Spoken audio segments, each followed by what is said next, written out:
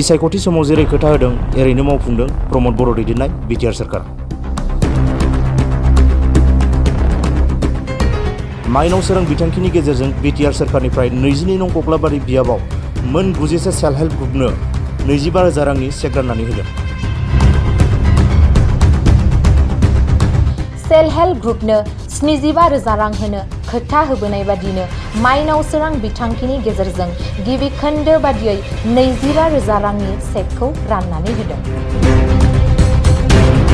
दिनै 22 नं कक्लाबारि बियाबनि सिङाव थानाय केसि कलेजाव मोन 91 सेल्फ हेल्प ग्रुपनो 25,000 चेक राननानै होदों। चेक राननाय हाबाफारियाव बेखेवगिरि महरै बाहागो लादों बिटिआरनि बुंथिगिरि कातिराम बर'। गाहाय आलासि महरै बाहागो लायो आसामनि केबिनेट मन्त्रि इउजि ब्रह्म। 22 नं कक्लाबारि बियाबनि MCLA मन्टु बर'जों लोगोसे बाहागो लाबावदों मसलपुर जिल्ला UPPLनि आफादगिरि निपेन चन्द्र बर', कक्लाबारि ब्लक UPPLनि आफादगिरि बिजु बर' कसारीजों लोगोसे ब्लक इउथनि आइजो गांखंनि गासै दैदेनगिरिफोरा बाहागो लायो।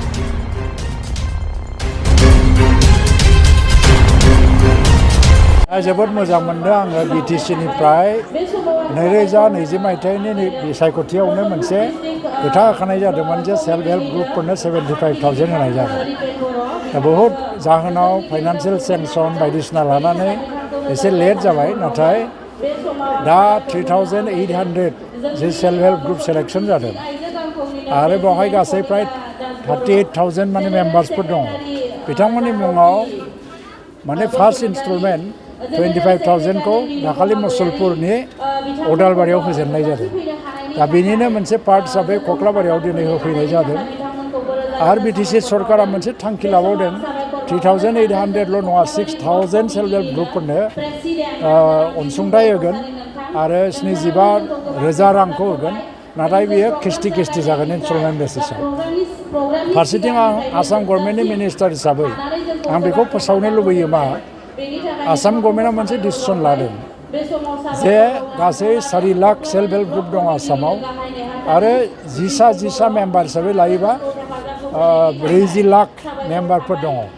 दा गभर्नमेन्ट अफ आसामा 40 लाख मेम्बारफोरनो गासिनोबो बेंक एकाउन्टआव 10,000 थाखा करि रां अनसुंथाइ सोना हरगोन। एबाराव सेल्फ हेल्प ग्रुप हिसाबै नङा, सेल्फ हेल्प ग्रुपनि मेम्बार हिसाबै रांखौ मोनगोन। नाथाय बिथांमोना प्रथमाव 1,000 मोनग्रोगोन आरो बिनि दारै बिथांमोना प्रजेक्ट बानायनानै गभर्नमेन्टनो साबमिट खालामनांगौ जे 10,000 फैसाजों आं मा मावनो नागिरदों।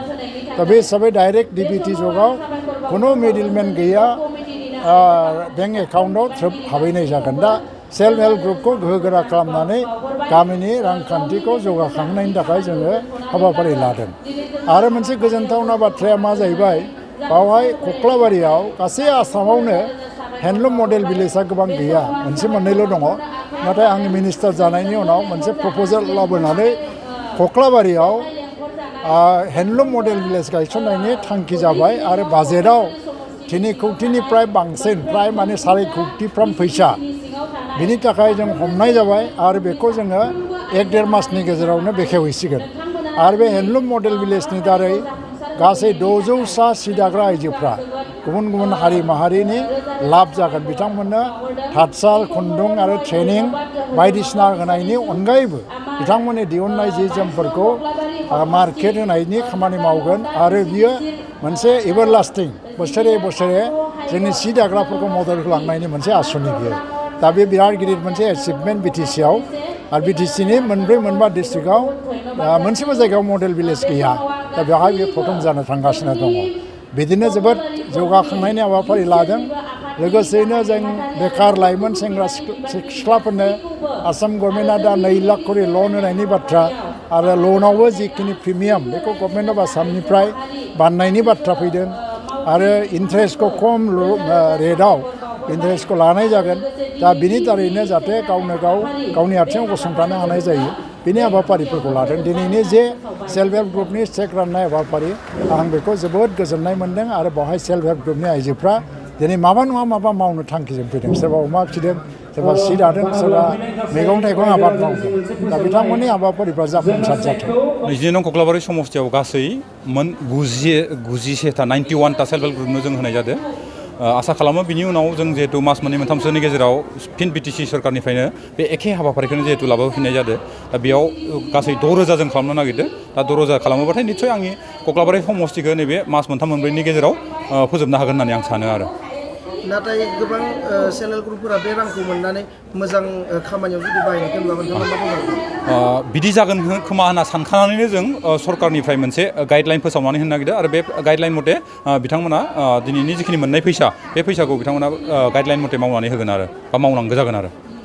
बिटिसिआव गोबां सेल्फ हेल्प ग्रुप दंमोन 40,000निबो बांसिन थारैनो बेखौ 5 बोसोरनि गेजेराव मावफुंनो हागोन ना फोरमायगोन नोंथाङा बियोथ' गोब्राब 5 बोसोरनि 17 बोसोरावनो बिपिएफआ मावनानै होलांनो हायासै जों 5 बोसोरावनो गासैबो सेल्फ हेल्प ग्रुपनो गासैबो अनसुंथाइखौ होनो हागोन बियो एसेबां सम्भाबना नङाबाबो जोंनि UPPL सोरखारनिफ्राय मानगोनां प्रमद बर' दैदेननाय जि सोरखार बे सोरखारनिफ्राय जोङो 5 बोसोरनि गेजेरावनो जों नाजागोन नाथाय हाफुंनाय हाफुङिया उननि बाथ्रा जाहैसिगोन आरो